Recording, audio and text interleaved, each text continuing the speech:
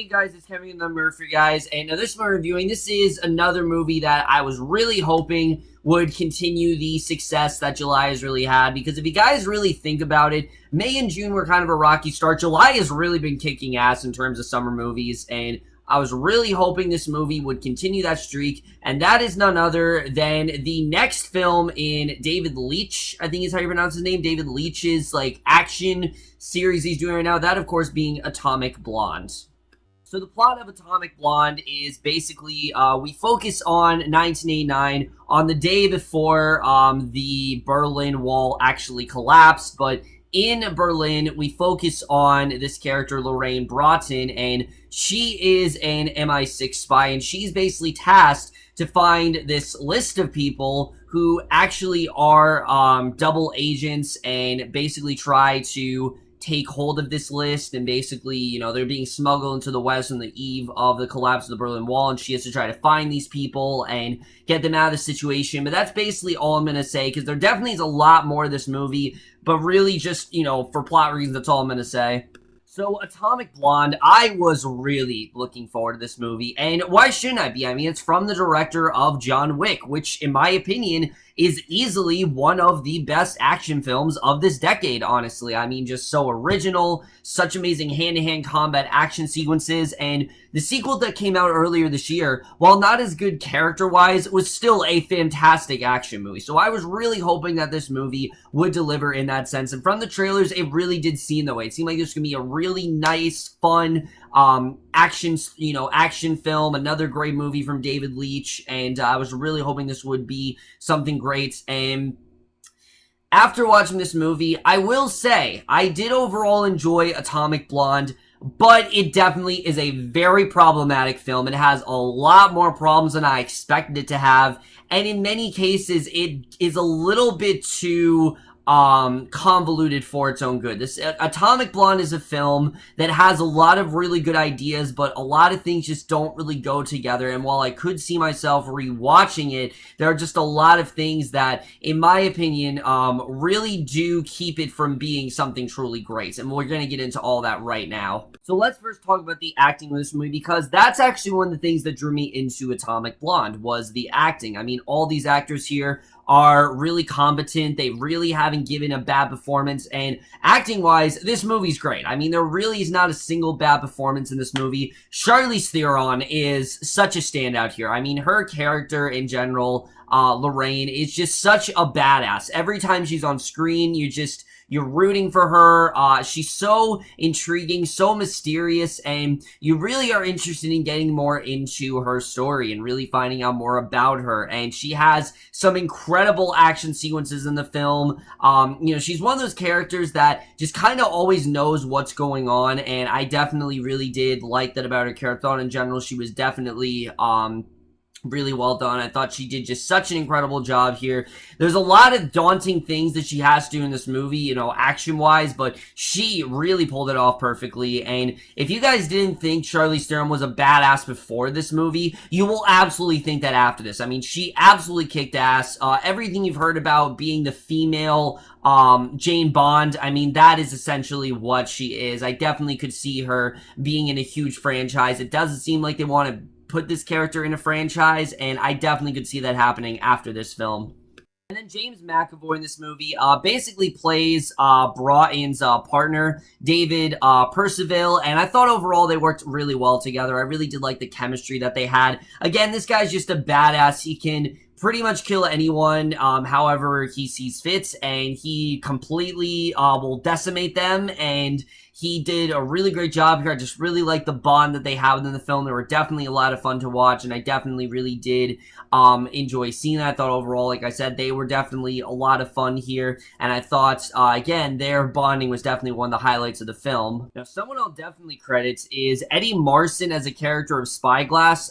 There's not a ton known about him, but he is the villain in this movie, and he was fantastic. I mean, I thought he was so menacing. He's got this one scene involving this one dude that ends up double-crossing him, and what he ends up doing to this guy, I mean, it doesn't get more brutal than that. I mean, it's some of the most brutal violence I've seen. He literally beats this guy to a pulp, and it's insane what he does. I mean, he did such a great job in this movie. He has a lot of meaty dialogue, but I thought definitely he was really great here. I really did love his character here.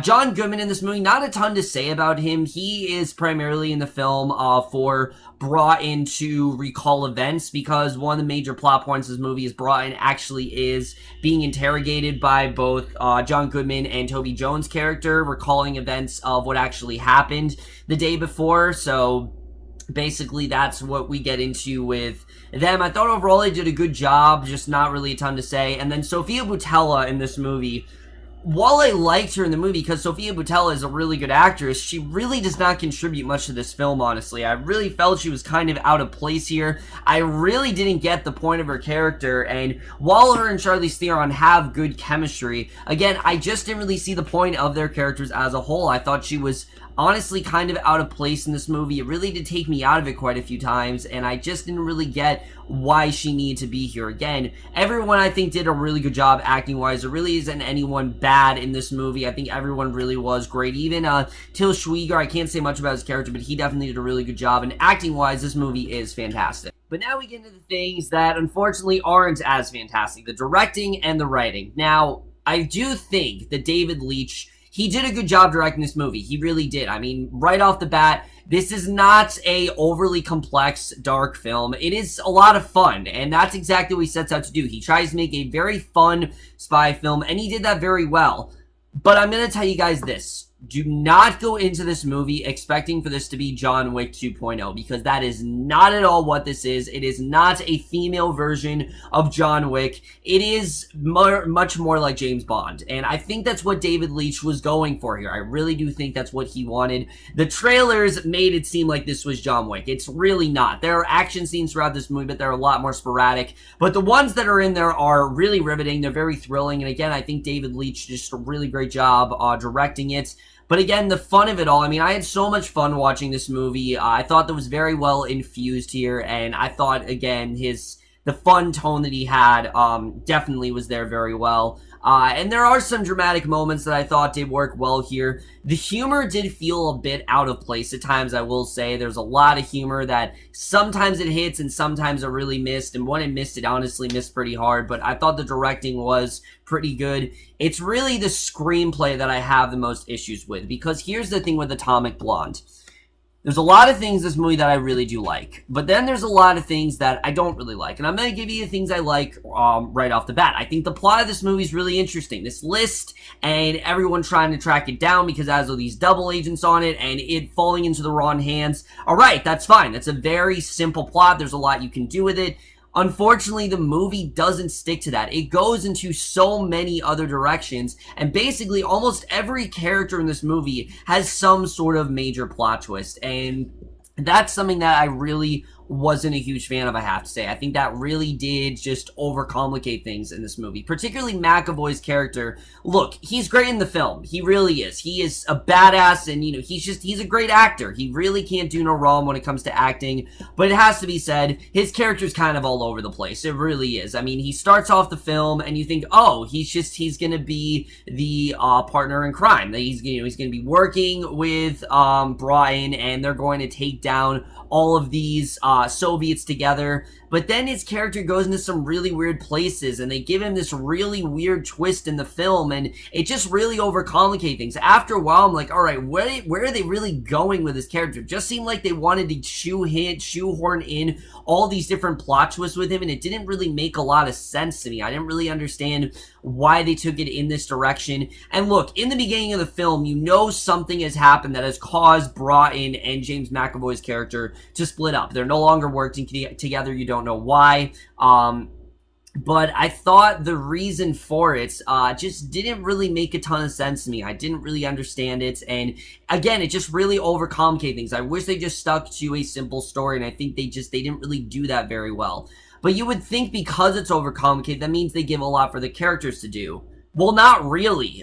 Beyond being a badass and having some really great one-liners, brought in doesn't really have much of a character here. I mean, Theron does a great job. I mean, she's an absolute badass, and she does a great job, playing that character.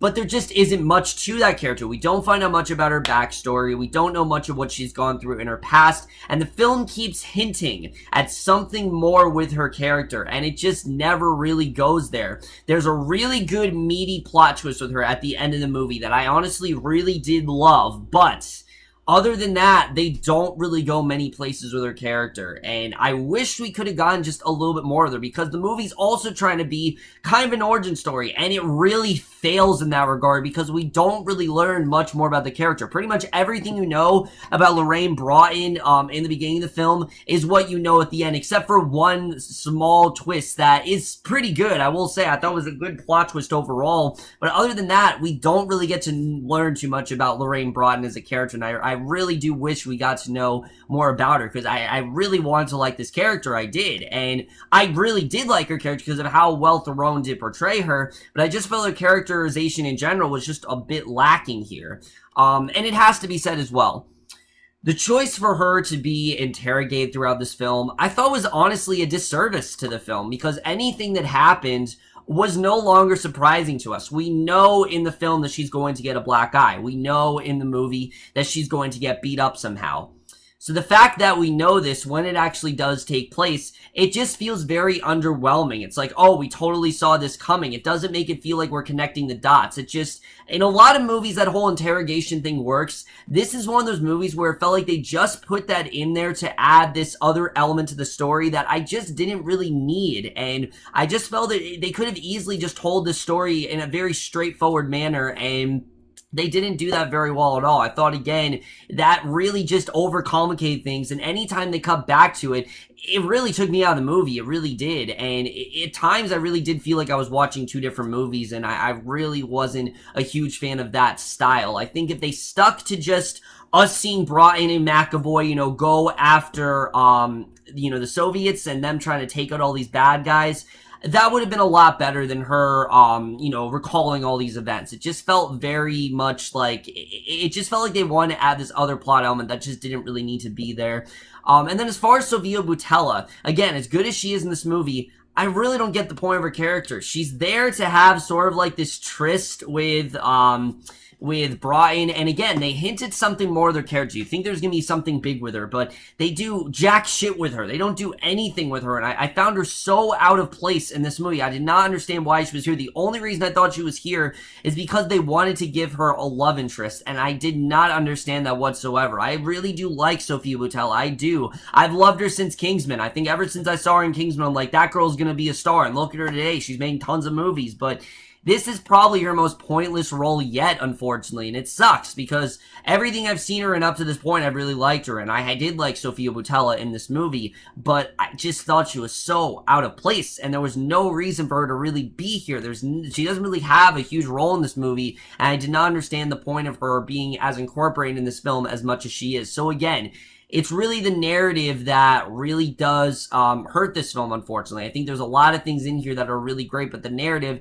really does keep it from being something truly great. However, visual-wise, this movie is absolutely on point. I mean, the way the film is styled, immediately it looks like a comic book. I love the way it's styled. I think it's just really tongue-in-cheek in that way, and I definitely really did love that. I thought the action sequences especially are so well choreographed, especially one highlight scene, a stairwell. I'm not going to say too much about it, but it's a stairwell scene, and it goes on for like 9 minutes. It's a one-take shot, and it's some of the best action I've seen all year, easily. I mean, what these guys are able to do at 87-11, what they've been able to do with these action sequences, just really should be praised. I mean, as much as the story was lacking, these action scenes are some of the best I've seen all year. I don't know how they do it, but they just give us these incredible action scenes, and again, that's something that was so well done here. The costume design was on point. The cinematography was absolutely on point. I thought that was very well done here.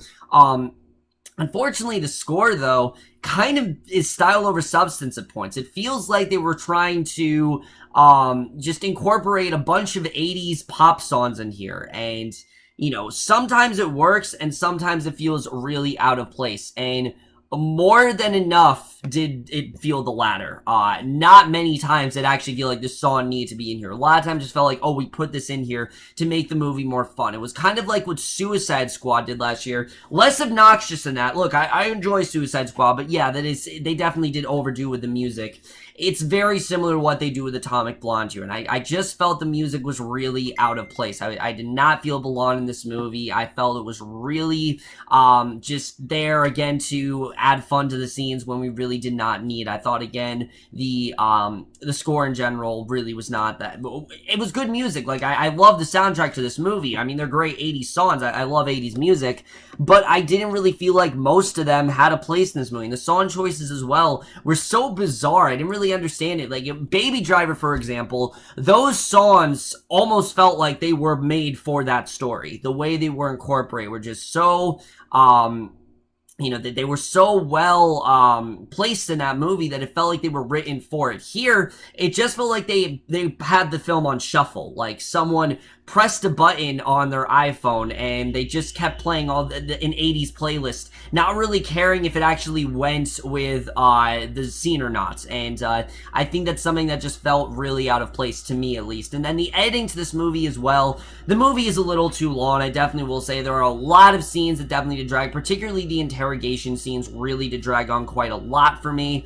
And like I said, the movie really does get quite overcomplicated at points, and I think the movie really did go on a little too long. I think if they maybe focused a little bit more on those storytelling elements, then I would have enjoyed the length more, but the more it went on, the more overcomplicated the story really does get, and I think that's, again, something that really did leave a bad taste in my mouth. As much as I did like the last twist, which, again, it's really well done, and I actually really did like it, I'm not gonna lie, I did kind of see it coming. I thought it was quite predictable, and there's really nothing too shocking in this movie. The stuff with James McAvoy's character, again, is kind of all over the place, but in general, I just thought that the movie got a little too overcomplicated for its own good. So overall, guys, while I did, in fact, have a good time with Atomic Blonde, I got, you got some really good action scenes out of it and some really fun characters.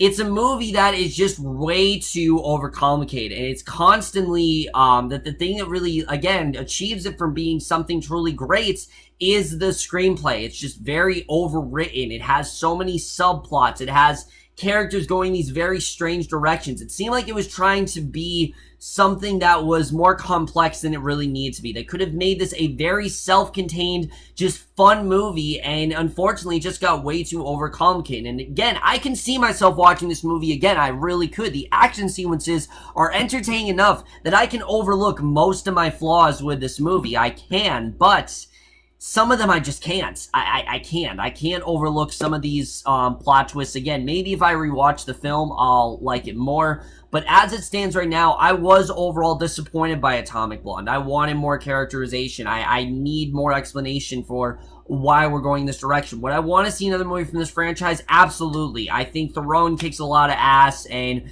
if you're there to see a movie where Theron just beats a bunch of men, mercilessly, then this is the movie for you. I mean, she does an incredible job with that, and she is incredible in the role. There's definitely something to be said about that. McAvoy is great. All the actors are great here. It's just really the writing that really keeps this film from being something great, and I think that's the thing that really did disappoint me here.